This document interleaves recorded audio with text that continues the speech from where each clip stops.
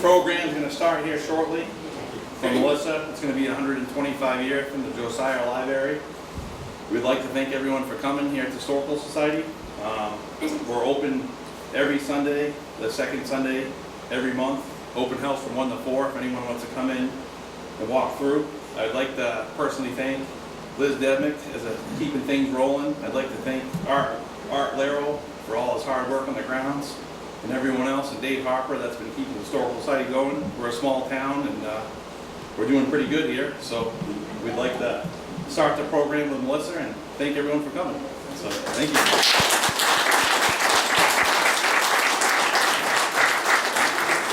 All right, I did not expect such a turnout, so thank you very much for coming and being willing to learn about our wonderful library here in town. It's pretty remarkable that it's been a staple here in the community for 125 years.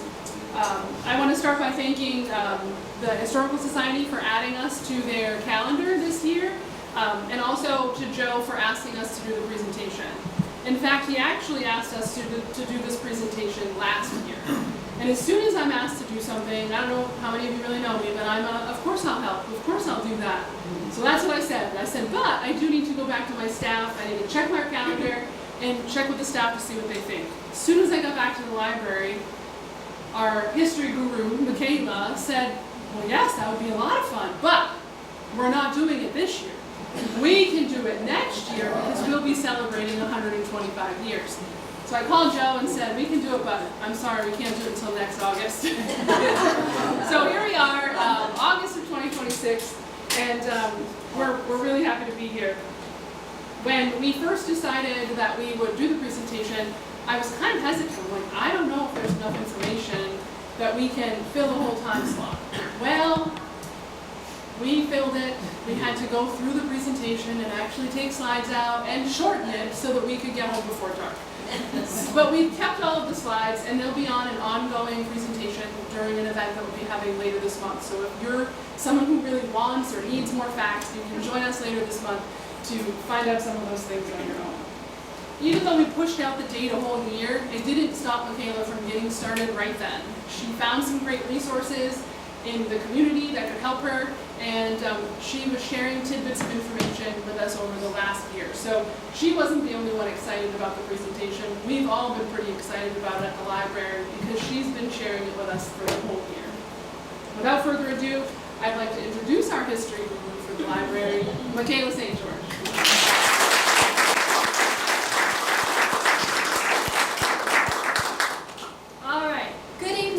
Welcome to the Pittsfield Historical Society. I would like to thank you in coming here and joining us in helping us celebrate the 125th anniversary of the Josiah Carpenter Library. I would also like to thank the Pittsfield Historical Society for hosting us and organizing this presentation. I would like to thank Mr. Larry Berkson for providing some of this previously organized research. And I would also like to thank our director, Melissa Babcock, for all that she does for the library and the town. I also want to extend a thank you to all of our employees, trustees, friends of the library, volunteers, and patrons that make our library happen. And so my name is Michaela St. George, and I'm very interested in Pittsfield history. I just finished my first year at Plymouth State University, and I was very excited when I first heard about this presentation. I started volunteering for the library in the summer of 2021, and I was hired for a position in November of 2021. And I've had a lot of fun looking through old books, town reports, asking questions, talking to people, and putting together this presentation for all of you tonight. I would also like to point out that a little over a week from now will be exactly 125 years since the original library dedication. And this ties in with the 2026 Old Home Day theme, which is Roots and Wings, a tribute to our history and our future. All right, I'm going to start out by talking about the history of the first Old Home celebration, which was a week-long celebration dedicated to celebrating Pittsfield and coming together as a community. The library building was presented to the town by Josiah Carpenter on August 1st, 1901, and the and the attendees feared the incoming rain for the day. However, it was stated that not a leaf was moistened by a raindrop in the village of Pittsfield, meaning that the town of Pittsfield was spared for the special occasion. An overture was played by the 2nd Regiment Band and Chorus of John S. Rand. And also another interesting fact is that we have a Pittsfield citizen who was a New Hampshire governor, and he was the president of Old Home Week at this time. The library's original preamble and resolutions was a book bound in white leather and was presented by Frank D. Osmond. Also, the 1901 Old Home Week's main excitement was the dedication of the library to the town. And the building was viewed after an elegant banquet that took place across the street in Dustin's Park, and that banquet fed over 2,000 people. Josiah Carpenter was a very prominent businessman in Pittsfield, and he was born May 31st, 1829, and died at the age of 84 on May 22nd, 1913. He was born in Chichester and attended both the Pittsfield and Pembroke academies, and he also attended the New Hampshire Conference Seminary at Sanborn Bridge in Tilton, which was a Methodist boarding school.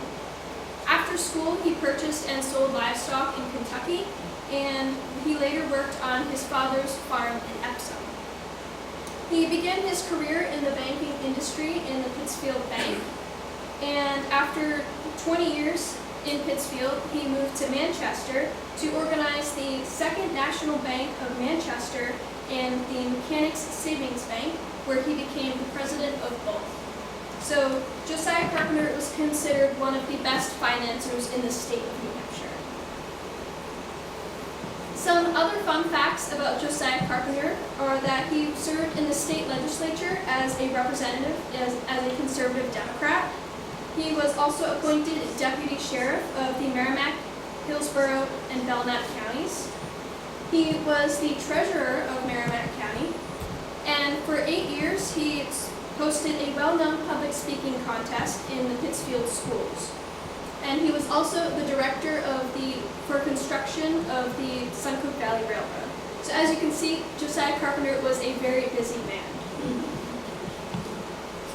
Josiah Carpenter married Georgiana Butters Drake, and she was born January 15, 1836, and died at the age of 96 on March 26, 1932. She was the daughter of Colonel James Drake, which many of you may recognize from Drake Field, and her mother was Betsy Seavey. The two of them got married on September 1st, 1858. They had 2 children together, Georgia Ella Carpenter, who was born in 1859, and she later married Frank Garish. And they also had a son who died as an infant in 1861. Along with Josiah, Georgiana was very active in the community, and she was a New Hampshire state regent for the Daughters of the American Revolution. And she also presented Drake Field in memory of her father, Colonel James Drake, with her brother, Nathaniel Seavey Drake, in 1917.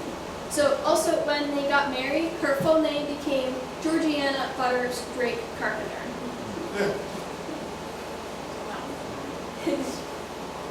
So Josiah Carpenter spent most of his time, or a good part of his life outside of Pittsfield, because he was only in Pittsfield for 20 years. He was born in Chichester, and at the time of the dedication, he lived in Manchester. So this brings up an important question of why would he choose Pittsfield to donate a library building? But he answered this question in his 1901 Old Home Week speech during the dedication ceremony, and he said, "There has been some surprise expressed that I selected this town in which to erect a library building. Although I am warmly attached to Chichester as the place of my birth, my banking life began in the old Pittsfield Bank here. I passed 20 years here, and above all, I found here the best wife a man could ever wish for. Are these not sufficient reasons?" I think this is a great quote. All right, for the architecture, the library building, the ground was broken in April of 1901, and they hurried to finish it for the August dedication. The original building was 56 by 31 feet before the current addition was added.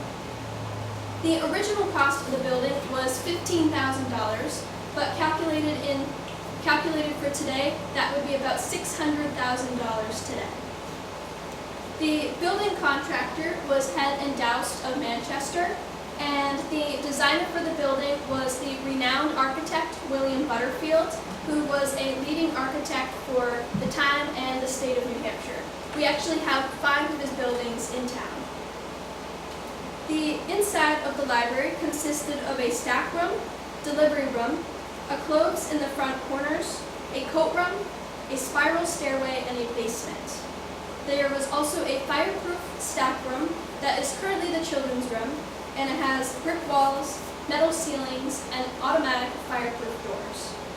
The outside of the building was made of pressed brick, heavy trimmings, Indiana sandstone pilasters, Concord granite steps with plate glass windows and hardwood floors.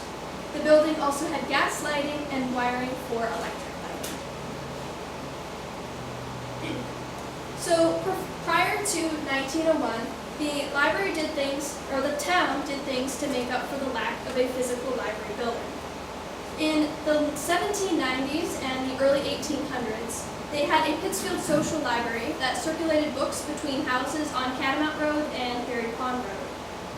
The Pittsfield Athenaeum Club maintained library in the Pittsfield Academy, as well as some of the town apothecary stores. The Pittsfield Library Association formed in 1862, and they had members that borrowed books. This library was unfortunately lost in the 1873 Central Block Fire. And later in 1895, a town library was managed by trustees in a town drugstore.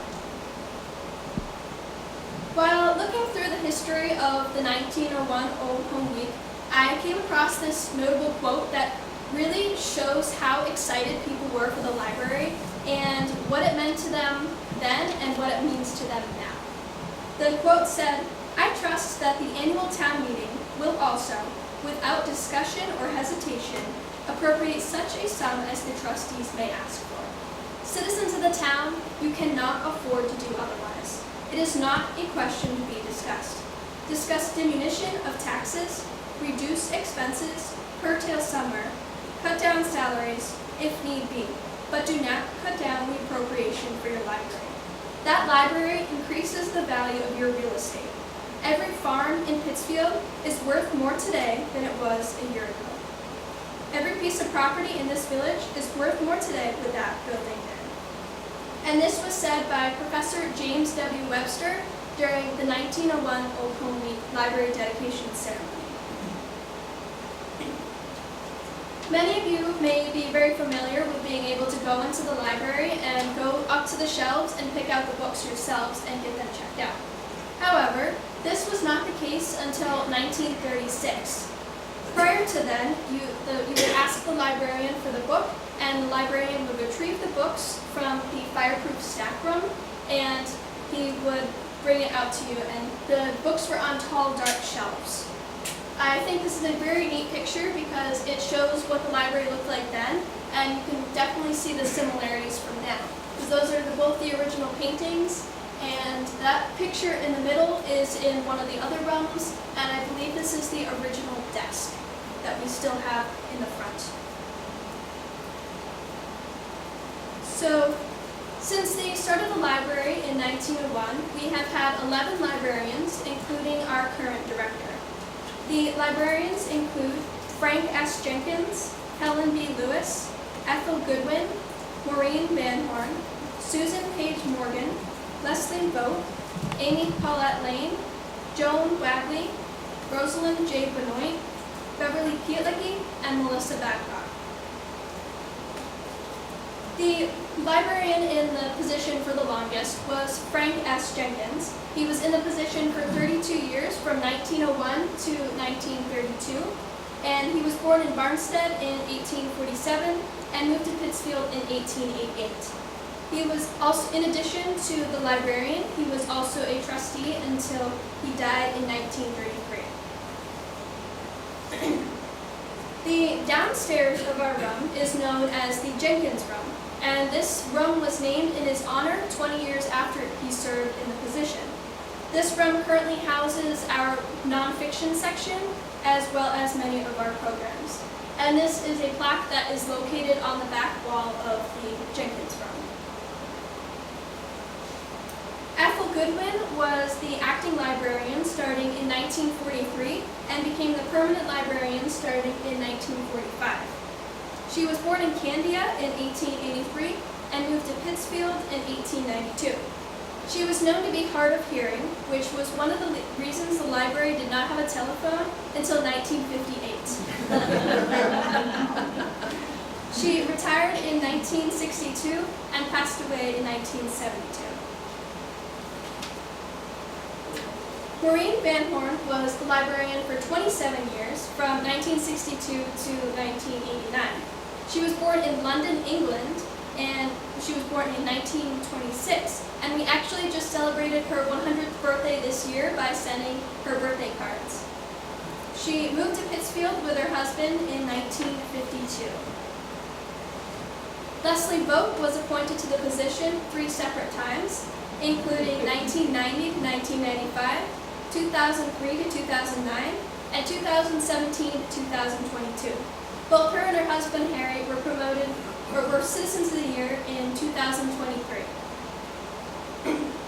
Our current director, Melissa Babcock, she was appointed to the director position following Leslie's retirement in 2022. The library has really grown a lot in the last few years, and she has helped the library become an invaluable place in our community. This picture is from the recent ribbon cutting ceremony because our lift was out of order for 3 years, and she worked endlessly to make sure that our library was accessible. And this is an honorable mention that I wanted to include because this is a valuable children's library for the library. And she worked at the library from 1985 to 2017, and she started working as the children's librarian in 2009.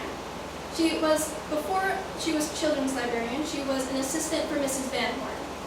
She was very involved with the Pittsfield children because she also worked at the Pittsfield Elementary School. She retired after more than 25 years dedicated to the library, and she passed away in 2022. The building has seen many changes over the years, including a spiral staircase that once led to the basement that was removed in 1946. The building was made to be more handicap accessible starting in 2003. And in 2016, a piece of property was donated along with a barn out back, and the barn was torn down and the driveway was paved last fall. So a long time ago, a children's room was in one of the front rooms in the upstairs of the building. However, prior to 2017, after that, the children's section was downstairs and the nonfiction was upstairs. But 9 years ago, they swapped, and the children's room is now upstairs and the nonfiction is downstairs. And more recently, the downstairs carpet and the asbestos has been removed and replaced with an epoxy floor. And in 2023, an outdoor reading bench and walkway was constructed with funds from the Ruth Strickhardt bequest, who was a dedicated volunteer for many years. And most recently, the lift was replaced and is now open for use as of late June. The library offers many services and resources to the town and patrons, and you don't even have to live in the town. And some of the resources, many of them go beyond books. Some of the things that have been offered or are offered are a bookmobile from the 1950s, and we also have had computers, large print, audiobooks, movies, interlibrary loan where you can borrow books and other materials from other libraries in the state, an internet, curbside pickup and delivery, and also our library of things where you can borrow things such as games or tools or other items that are not quite books. And I would like to turn this presentation over to Melissa to talk about the Josiah Carpenter Library now and I'd like to thank you for listening, and I hope you enjoyed the history of the Josiah Carpenter Library.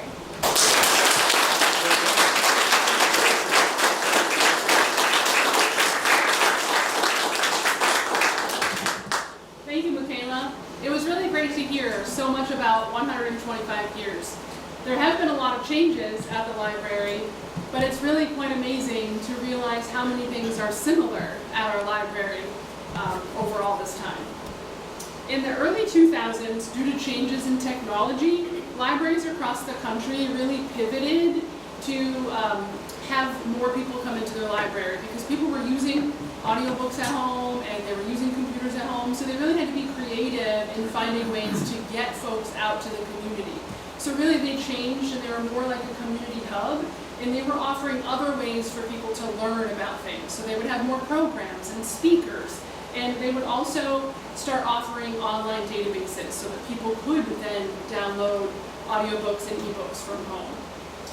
As a result, in 2019, our trustees revised our mission statement. The mission of the Josiah Carpenter Library is to provide open access for all to pursue and stimulate knowledge, entertainment, and lifelong learning by providing resources in an inclusive community gathering space.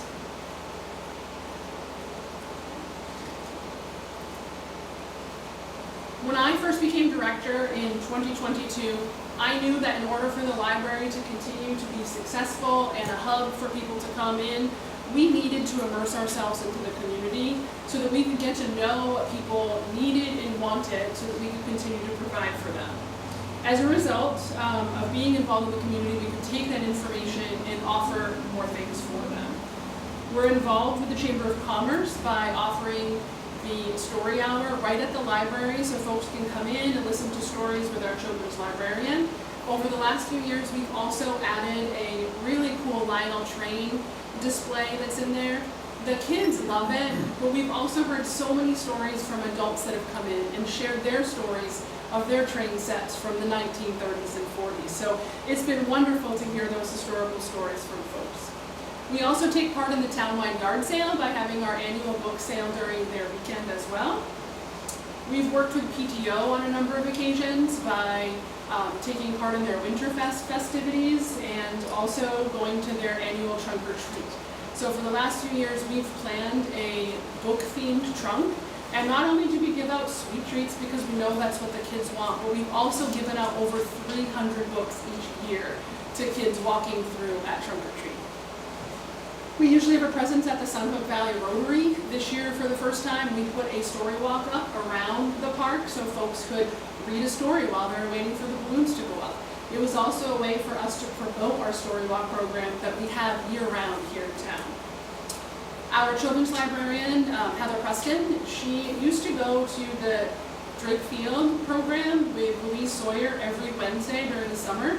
But for the last couple of years, the kids have actually been coming into the library, getting library cards and checking out books and doing activities right at our library instead of down at Drake Field. They treat it as a field trip. We also have AC, so it doesn't hurt. And we give them popsicles, but it's fun for everyone.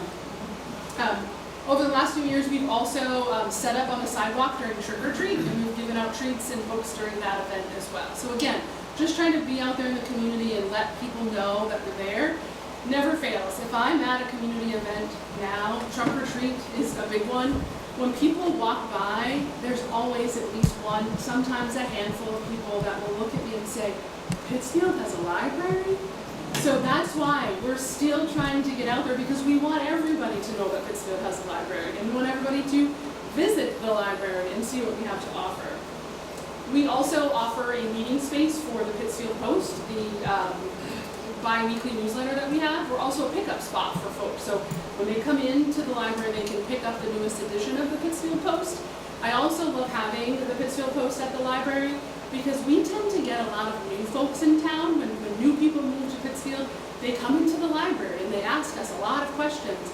And the first thing I do is I hand them the Pittsfield Post and I tell them that they can sign up to get it online as well, because it's a really great resource for people who live in the community. Other things that we do to be a part of the community is build relationships with the schools. So we go into the elementary school a couple of times a year We've also worked with the art teacher there to host their artwork in the hallways at the library. We do it a couple times a year whenever they're looking to do that, but we definitely do it during Youth Artist Month, which is I think in March or April. We've been asked numerous times to be guest readers during their Read Across America event in March. And every year they have a literacy event in the evening, usually in the winter months. And we go and we share books with the kids. We usually bring a craft or activity, and we have sign-ups for library cards. A couple of years ago, we also tried to get our patrons on board with a fiber arts program. So we had lots of free yarn that was donated to the library. We encourage folks that know how to knit and crochet to take yarn home and make mittens and hats that we could then donate to the elementary school so that kids could use them for recess and also bring them home so that they had them during vacations and weekends. At the high school, I don't go there quite as often as the elementary school, but I usually go at least twice a year to do what we call the Starbucks Cafe. And we call it a book tasting. I bring 2 big bags of books that are various genres, and we set them up at stations, and the kids have this little pamphlet, and they have 5 minutes to taste a book, and they fill out like what they liked about it, what they didn't like about it, if it's something that they think that they would check out at the library in the future. They seem to have a lot of fun. I typically bring a friend along to help. We call them our bookista, and they make some nice beverages, some cocoa and coffee and things, and we bring some snacks too. We also work with the school to offer community service opportunities. Many of our graduates need 40 hours of community service during their high school career to graduate. So we have worked with the guidance counselor and advisors to offer different potential activities for them to do.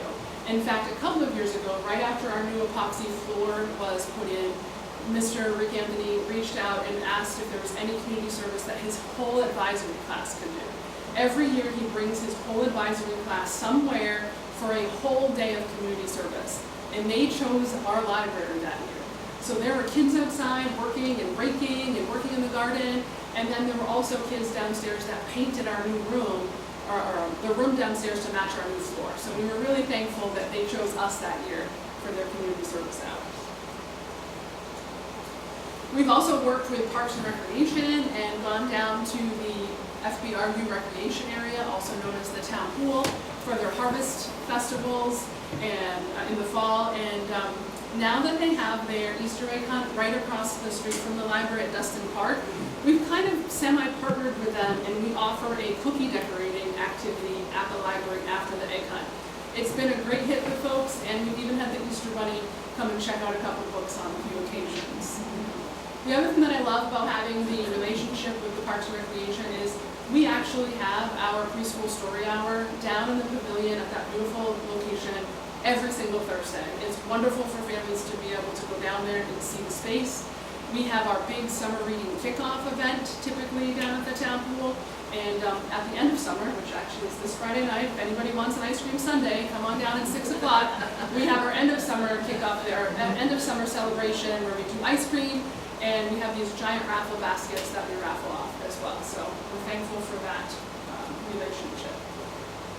For the past 4 years or so, we've also put a float together for the Old Home Day Parade. This is something that the Friends of the Library and the trustees have helped out with. We usually get supplies and leave them at the library, so when the patrons are coming in, they actually help make pieces that will make our floats. So that's not all made by the staff, it's not all made by our friends. Everything that you see on the floats are made by the patrons that are in there, adults and children. So I really love that it's a community effort to put that in, and I can only imagine what kids and maybe adults are saying when that float drives through Main Street and they're like, oh, look what I made! You know, I'm really happy that we can do that for them. And last year, because the date of Old Home Day was changed, we actually had extra volunteers, so we were able to set up a tent at Dustin Park, which we never had enough volunteers in July to be able to do that. But with the date changing to September, we had more hands on deck, so we had a tent here to give information out to folks, and we also had a second book sale that day. We put books out on the sidewalk, and was able to raise a few extra $100 for the library. At the time, that money was all going to pay for our new elevator lift that we got put in. As I mentioned at the beginning, beginning, one of our reasons to really immerse into the community was to learn what people wanted or needed in the community so that we could give back. As a result, we have a lot of youth programming. Some of the things that we do are things that have happened in the library prior to me being there, but we know that it's something people value, which is why we continue it. We have year-round story walks. Because our sidewalks are typically cleaned off pretty well, we encourage people to put their mittens on and their boots and do those story walks and read the stories in the winter months just as much as the summer. We have continuous reading challenges. I mentioned the summer reading program a little bit ago, and it's a huge hit, but after summer reading, people are like, what's next? Why can't you read more? You can always read, but an incentive doesn't hurt. So we started a Rising Readers program that goes year-round, and last year we offered a winter reading program. We've also started opening up some of our reading programs to teens and adults, which has really been a big hit because the kids shouldn't have all of them. The tea party that we have annually as well, I think we've done it for 3 years now. It's supposed to just be one time at 10 in the morning, but it fills up so quickly that we've done 2 in a day. We do a 10 o'clock seating and a 3 o'clock seating. Kids and adults dress up as their favorite storybook character, and they come in and they play games and they do a craft and they have some tea and listen to some stories. So it's a lot of fun. Even the staff dress up. These are just some more examples of some of our youth programming. So we have preschool story hour. I mentioned that a little while ago. In the summer, it's just on Thursdays, and it's down at the Town Beach area. But during the school year, it's on Mondays and Thursdays. Because of our fire code, our story hour program grew so much that we had to add a second day because we couldn't house everybody on just one day. We also have an after-school program for kindergarten through 2nd grade that happens after school on Tuesdays. We have a book club for 3rd to 6th graders that meet on Thursdays. We have a teen book club that also meets weekly. And then the ever-loved Teddy Bear Sleepover. It happens in February every year. It coincides with an international event called Take Your Child to the Library Day. And we have events all day long for folks, but then they can also come back in the evening, or usually around 6 o'clock, and they bring their favorite stuffed animal and they leave it for the weekend. And then when they come back on Monday to pick it up, there's a slideshow that shows all the shenanigans that happen with the stuffed animals by themselves in the library. We have local authors who visit often and share their stories of how their little ideas have gone to great big books. And we're very thankful that they're always so welcoming to come and join us and answer the kiddos' questions. So, as I mentioned, we do a lot for the kids, and I do hear this in the community an awful lot. And I think it's great. I mean, I have an early childhood degree. I think that is where my heart and my passion is. But I think that people sometimes forget or don't realize that we offer a ton of adult programs too, and I really want to make sure that we focus on some of that stuff. We have a Meet and Read book club that meets at Over the Moon Farmstead once a month. It used to be on the 2nd Monday of every month, and it just moved to Wednesdays, so the 2nd Wednesday of every month. It meets up there. We vote on the book that we'll be reading as a group. There are group members that nominate books to be voted on. We read it together, and then we just kind of chat about the story and answer questions. We also have had numerous arts and humanities presenters, and many of them are very historical. So we've had one-room schoolhouse presentations. We've had stone wall presentations. We also had a gentleman come and talk about storytelling and music in America and how the stories have grown with us and have continued in history. In addition, we have a writer's workshop that meets twice a month, one time in person and one time through Zoom. We have a crochet club that meets once a month. And we also offer a seed library in the spring to encourage folks to plant a container garden or even a large garden in the ground. And then as things come to harvest later in the year, we have a basket out. So if you have a plethora of zucchini, because who doesn't right now, you can bring it and share it with people who maybe don't. And then maybe they have extra tomatoes that they can share. So it's just one more thing that it doesn't take us any time or effort, but it's just there so people know that they can get it at the library. One of the ways that we're able to offer a lot of these programs is because our patrons and our friends of the library and the staff are just super wonderful. So many of them have hobbies that they've come up and said, I really enjoy glass etching. Can I teach you? Or I saw this thing on TikTok on how you can bedazzle a book. What do you think about that? So I order up the rhinestones, and we've had a few bedazzle your book club sessions, and the kids have really, or the adults have loved it. And the kids were so jealous that Heather's actually taught it with the kids in the after-school club too, because they thought the adults were having all the fun. In addition, we've had AARP workshops, so we've had speakers from AARP come in and talk about various topics. And most recently, we have had somebody from New Hampshire VNA reach out. They learned that our lift elevator was up and working again, and they want to start offering a series of workshops at the library for folks in our community. So that will be something that will be coming this fall. And we're very fortunate that we've had numerous local authors visit for book talks and book signings as well. Here's a picture of a couple of our friends of the library. We are very thankful for such an active group at the library right now.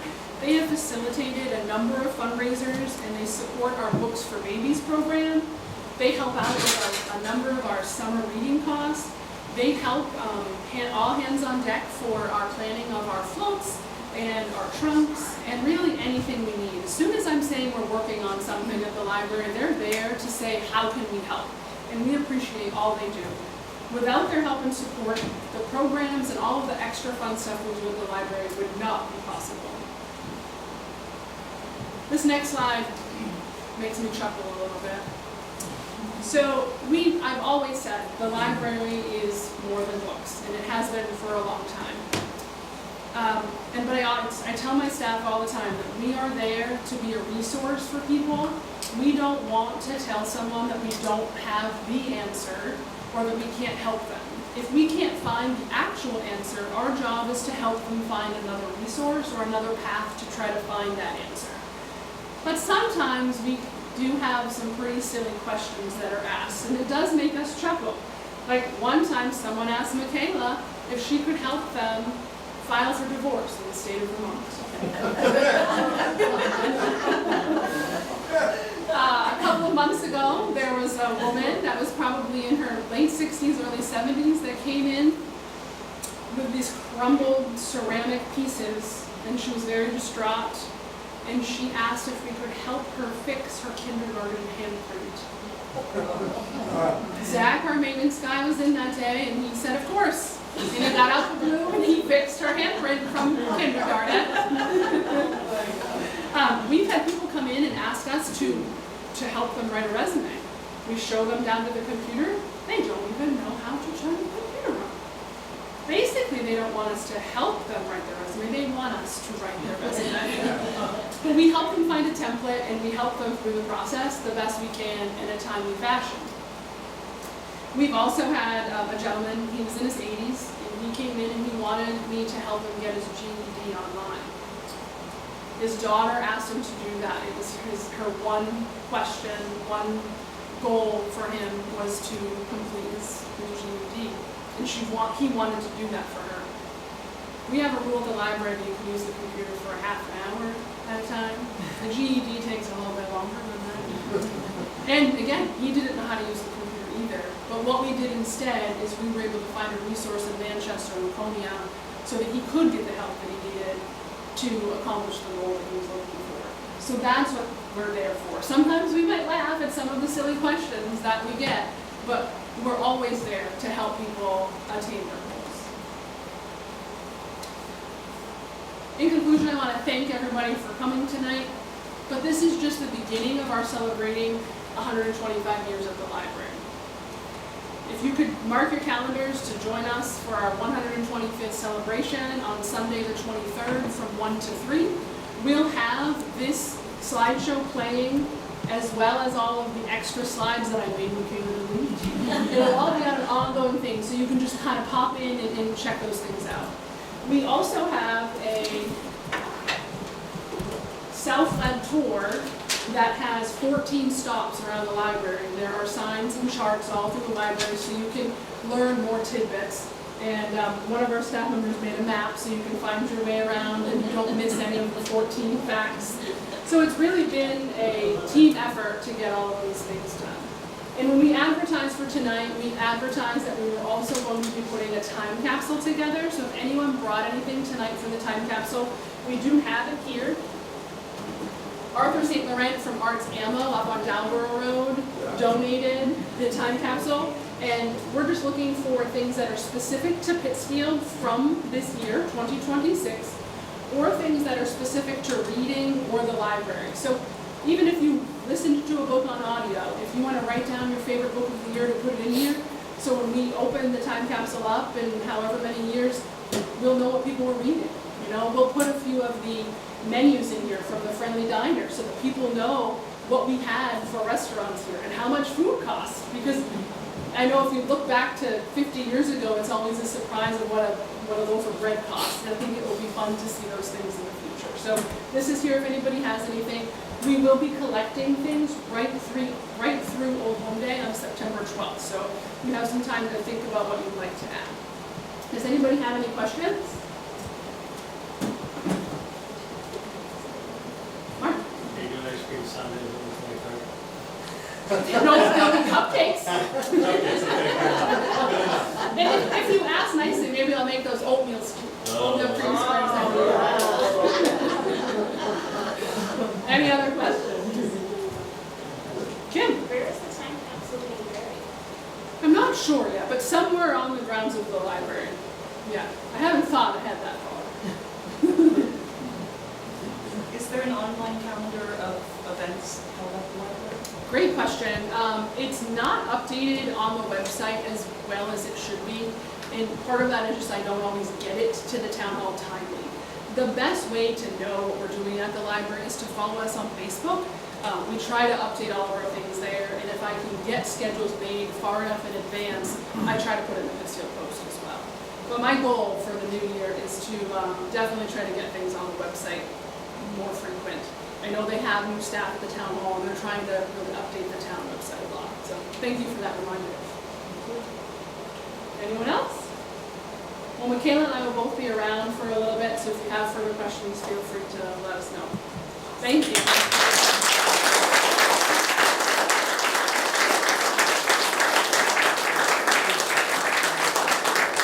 So thank you everyone for coming to the program tonight. It was outstanding. It was spectacular information that we didn't know. Now we know, so that's good. September 9th is our next program. Jonas Glidden, I'm sure you guys know him. He's going to be on History of Postcards, and it's going to be at 6:30 on September 9th. So make sure you guys put it in your calendar and come back, and we appreciate you coming to support us. Have a good night.